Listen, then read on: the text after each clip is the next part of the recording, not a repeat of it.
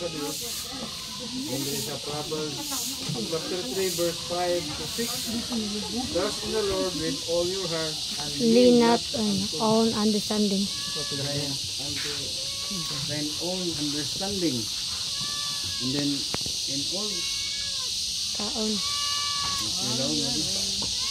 Laon ko nga pagkahubad. Trust in the Lord with all your heart and then not into their own understanding. And verse 6, in all your ways acknowledge Him and He will make your path straight. So, wala man ta nagplano no nga. Ang ginis plano na mo.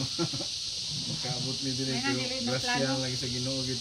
Surprise. Salamat gid mi kay na-invite ni timing po nga wala tay panahon pero wala tay lakaw no.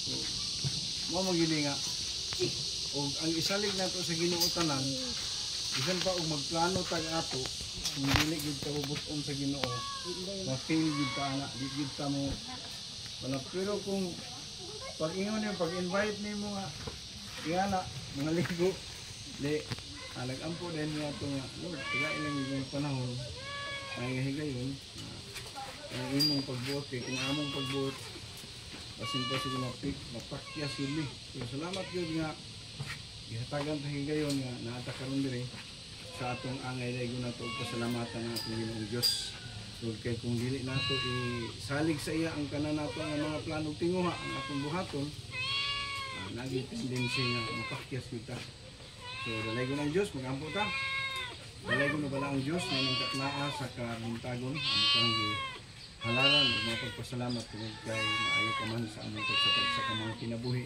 sabi ng Diyos sa kinabuhi nga ni Sisi ni Mark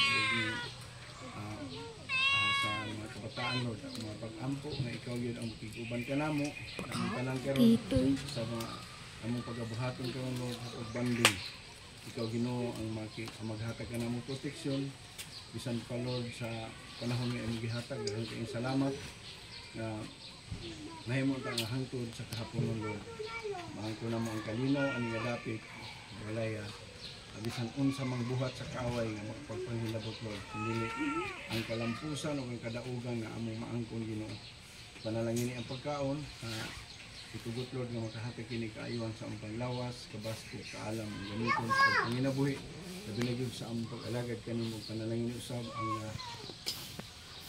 financial nga gituhaan niini Lord balik ang pino nga panalangin nga Sisi ni Mark o sa tanan nilang panginabuhi Ginoo Dios bisan kanamong tanan nga niya karon kausap ang mga panalangin maghatag protection bisan sa mga kabataan Ginoo Dios kini ang among ipangayo pinagi sa ngalan sa among Ginoong Kristo na among ginuluwas. Amen. Happy